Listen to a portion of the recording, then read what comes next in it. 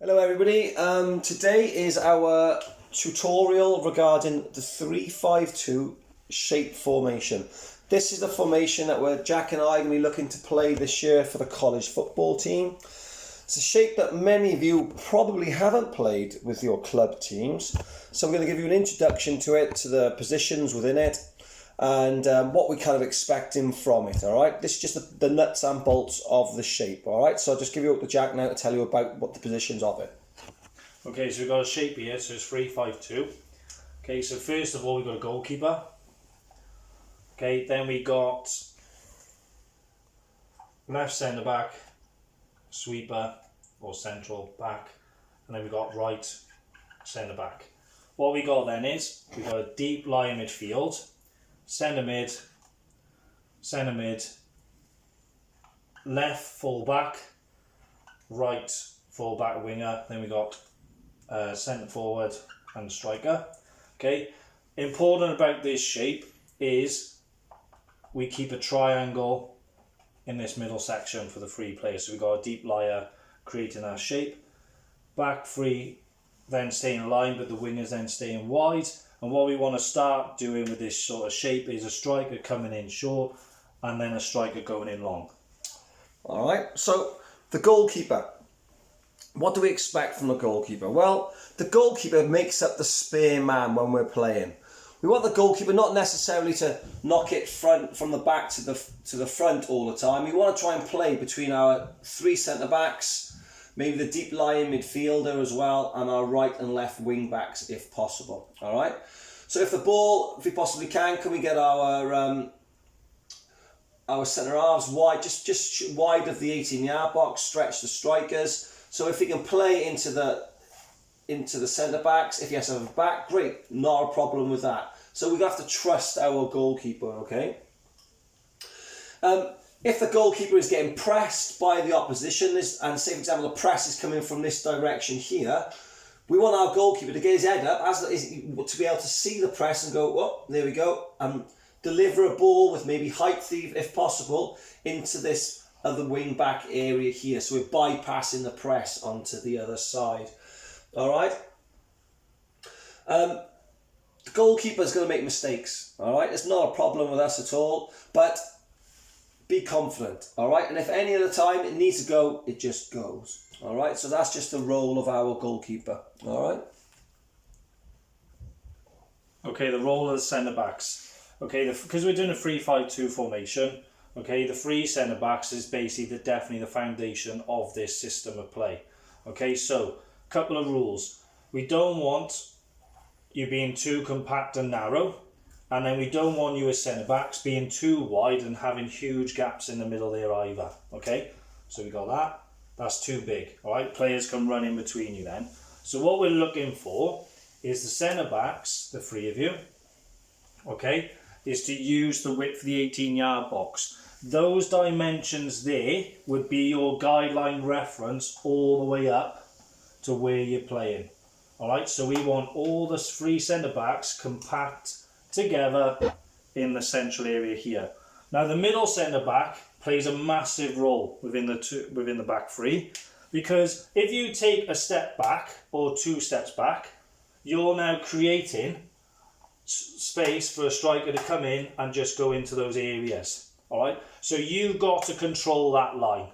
The back three there, so you've got the centre back holding the line, so we're making sure that we're trying to keep those players and catch them offside. We don't want to be getting them onside. So wherever this player's going, these two have to follow suit to where this player's going. Alright, so communication is a massive important aspect to control that line, but we are keeping the distances together, all right, within the width of the 18-yard box, especially when we got possession, all right, so we can play around the striker with the width to hopefully play out from the back and support the goalkeeper and give him options.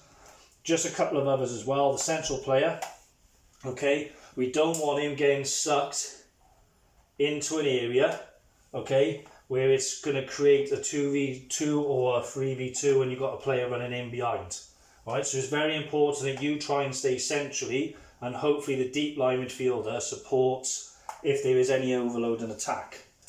with the two wide centre backs, back three, they need to be trying to shuffle across, all right, and staying within as a unit as well, so we're keeping that control.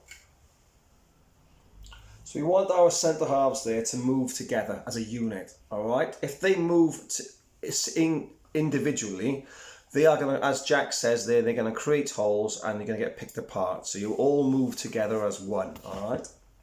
Now, the next part that we're going to look at is the wing backs.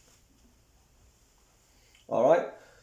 This is sometimes termed as ming back, not just wing back, because these are the machines.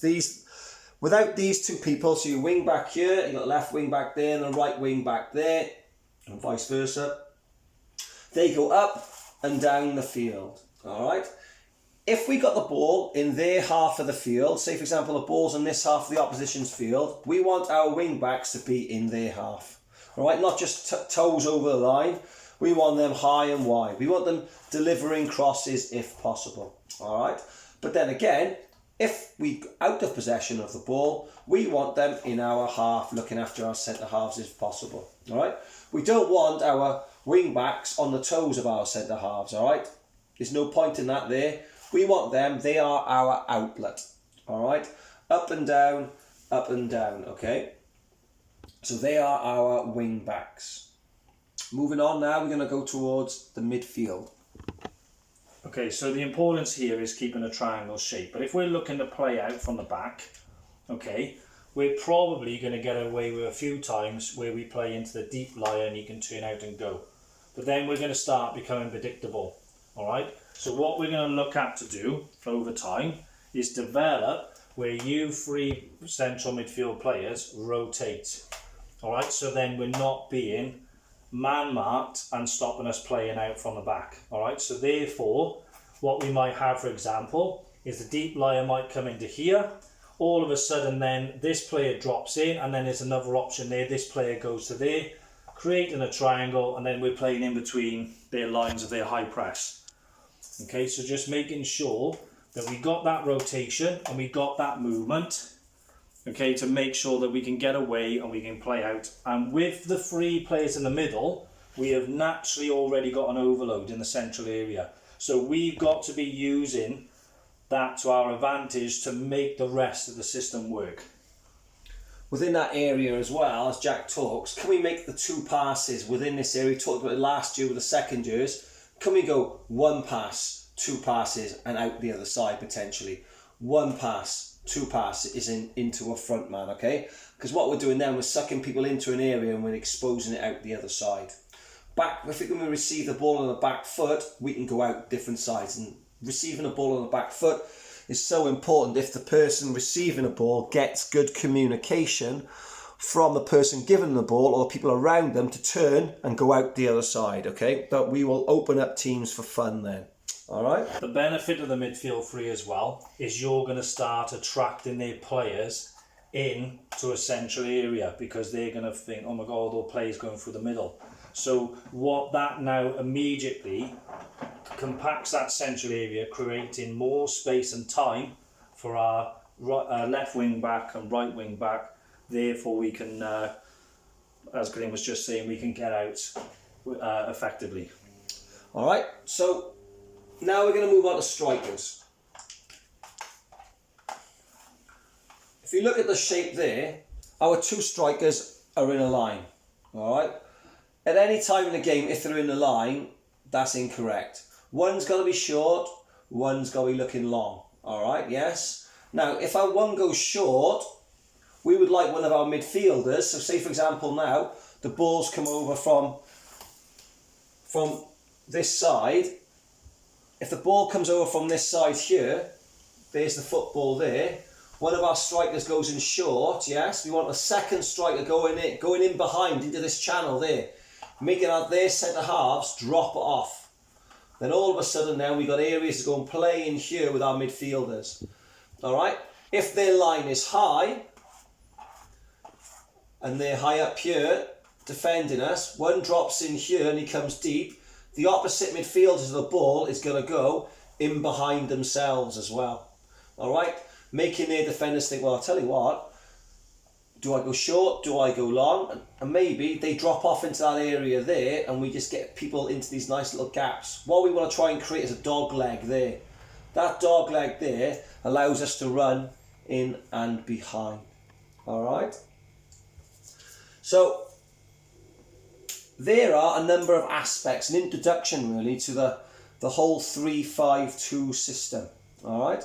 Hopefully you have understand where we're going with this. We're going every sort of the next couple of weeks we're going to put to begin these tutorials. That's just the basic nuts and bolts of it. We'll be looking at attacking and defensive principles of that as we go along. Alright, hopefully you got 100% in the questions that were involved in the tutorial as well. And if you didn't get 100%, try and get 100%. Alright, the video only takes 10 minutes. Alright, and away we go. Alright, thank you very much. Anything else, Jack? No, that's great. Thank you. Alright, all the best. See you later. Bye.